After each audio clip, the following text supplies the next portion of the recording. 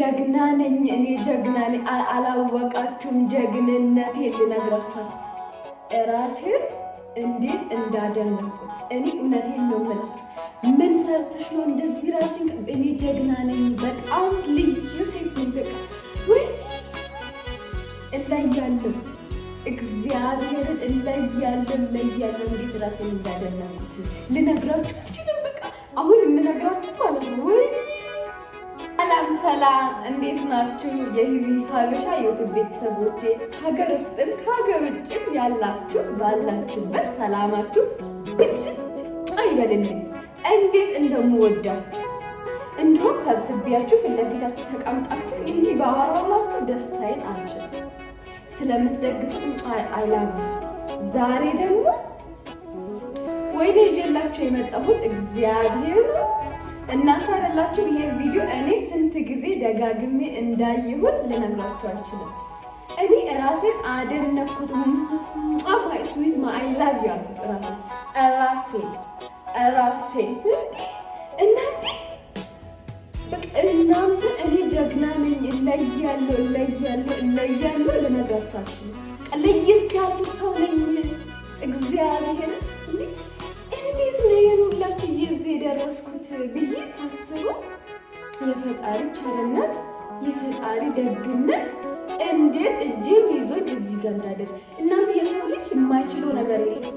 የሰው ልጅ በችግርም አይሞትም፣ በማጣትም አይሞትም፣ ሁለተኛ በመከፋትም አይሞትም፣ በራብም ሰው አይሞትም። የሚገድለው ለካ እግዚአብሔር ብቻ።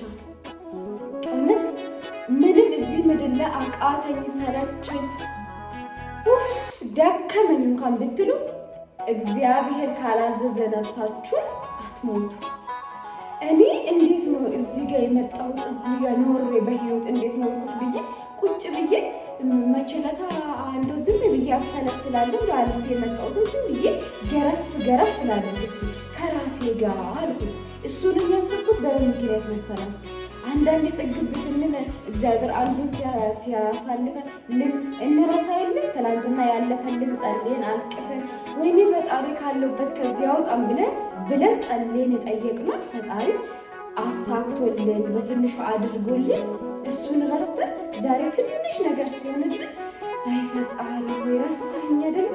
በቃ እግዚአብሔር እኔ በቃ እንጂ ነኝ ምናምን በቃ እግዚአብሔር ምን ነው ለከደ የምታረገው ለኔ ብታረግ እኔ ዱሮም አያልፍልኝ እንደው እኔ ሁሌ እንደዚህ ነኝ ምናምን ልል ስል አብሮዬ ውስጥ አንቺ ኬሲ ብዬ ራሴን መለስ አድርጌ እንደው እግዚአብሔር ያደረገልኝን ነገሮች ሳስበው በዛው ልክ የእግዚአብሔርን ቸርነት ደግነት ስለሆነልኝ ነገር ሁላ ከማያ አየሁትና የኔን ጥንካሬ ደግሞ ራሴን አደነኩት።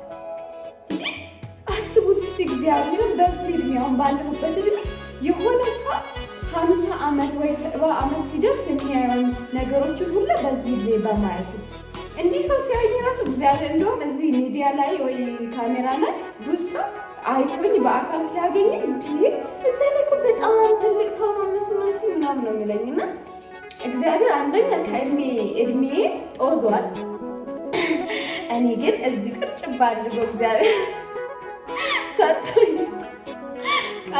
ቀንጭሬ ነው ይላል እሸቱ። ቀንጭሬ እዚህ እድሜና ፊቴ አይመሳሰልም። ምንም ማድረግ አልችልም። ከላይ ተሰጠኝና ቁጭ ብዬ ሳስብ በዚህ እድሜ ውስጥ ከልጅነት ጀምሬ እስካሁን ለቤተሰብም ጋር ሆኜ በጣም እሰራ ነበር የተለያየ ስራ። ከዛስ ያሳለፍኩት የሄድኩበት መንገድ የተሻለ ቦታ ለመድረስ የታገልኩት ያጠፋቸው ጥፋቶች ያሳካቸው ስኬቶች ሳይሆን እግዚአብሔርን እኔ ሆኜ ነው። በቃ እግዚአብሔር እኔ ሆኜ ስለሰጠኝ ለእኔ ብቻ ስለሰጠኝ ነው። ትችያለሽ ስላለኝ ነው ያልኩት። ይሄ ያሳካሁትን ብቻ አይደለም ያጠፋሁት፣ የተሳሳትኩት፣ ያበላሸሁት፣ ያረኩት ነገሮች በጣም ትንሽ አይደለም፣ ብዙ ነው። እሱን ጥፋት አጥፍቼ ድጋሜ ሌላ ጥፋት ማጥፋቴ በጣም ብዙ። የሆነ ሰው ወድቄበት የሆነ ሰው ገፍቶኝ እሱን ሳላይ የሞከርኩባቸው ነገሮች ሳይሆን ጀግንነቴን እስከ ጥግ ነው ያደነኩት። ራሴ በመሆኔ ነው። እስቲ ራሳችሁ እዩት። እስቲ ራሳችሁ ዛሬ ያላችሁበት ማጣታችሁን፣ ማሳካታችሁን፣ የወደቃችሁበት አሁን ያላችሁበትን ሌቭል ተውትና ትናንትና ያለፋችሁት፣ የለፋችሁት፣ የወደቃችሁበት፣ የተገፋችሁበት፣ ያለቀሳችሁበት፣ የሳቃችሁበት፣ ያበላሻችሁትን ነገር እዩት። ስንት ነገር ውስጥ አልፋችሁ የዛሬን ቀን እንደመጣችሁ አስተውላችሁ ታውቃላችሁ? እግዚአብሔርን ራሴን አከበርኩት፣ ራሴን ወደድኩት። ከዛ ቀን ጀምር በቃ ራሴን አንቺ ጀግኒት ያኛውን አልፈሽ ነው አይደል የመጣሽ አንቺ እኮ ወርቅ ነሽ ምናምን ነው ራሴን ብላት ነው። ራሴን እንዴት እንደምወዳት ልነግራችሁ አልችልም። እና ማይላ እኔ ቡጣት ራሴን መልሼ በጣም ቡጣት ደስ ይለኛል። እና ትናንትና በጣም ትንሽ ነገር አይደለም ያሳለፍኩት።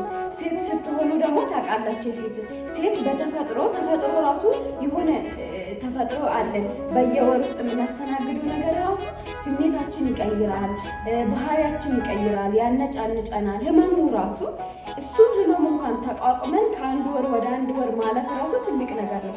ሌላውን የህይወት ውስጥ ሙከራ ትላላችሁ።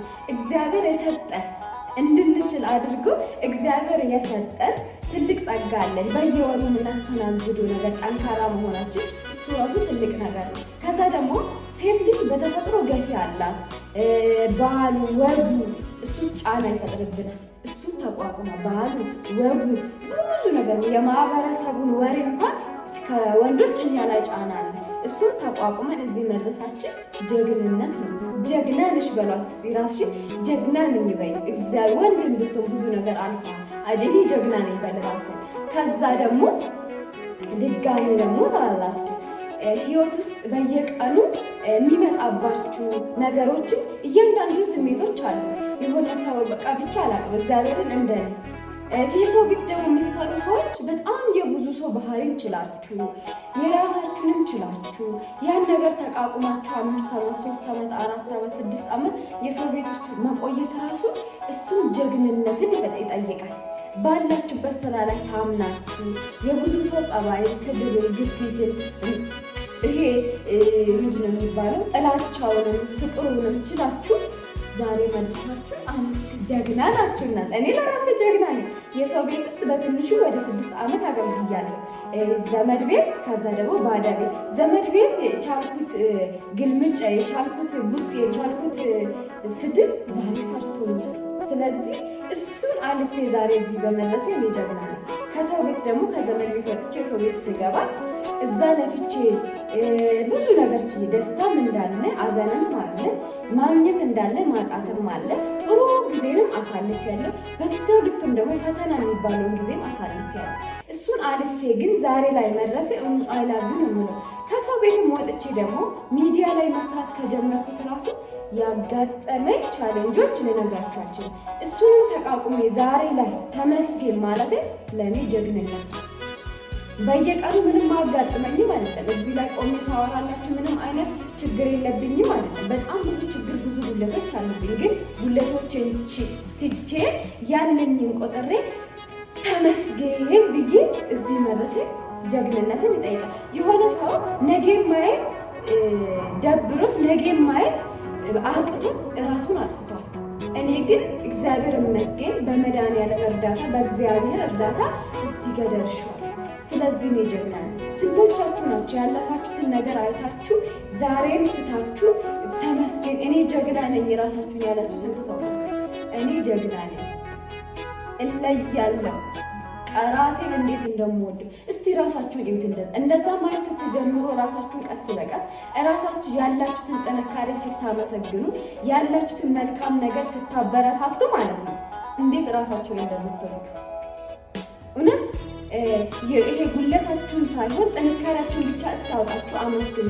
ጀግንነት እኔ ጀግና ነኝ፣ እኔ እለያለሁ፣ ትላንትና ከዛ ተስዜ የደረስኩት እኔ ነኝ ብላችሁ እስቲ ራሳችሁን መውደድ፣ ራሳችሁን ጀግና ነኝ ማለት ጀምሩ። ትቀይራላችሁ። እርግጠኛ ነኝ። እግዚአብሔር ምስክሬ ነው። እኔ ራሴን እንዴት እንደምወድ ልነግራችሁ አልችልም። በቃ ምንም ማድረግ አልችልም። ራሴን ወደዋለሁ። ፈጣሪን ደግሞ አመሰግናለሁ።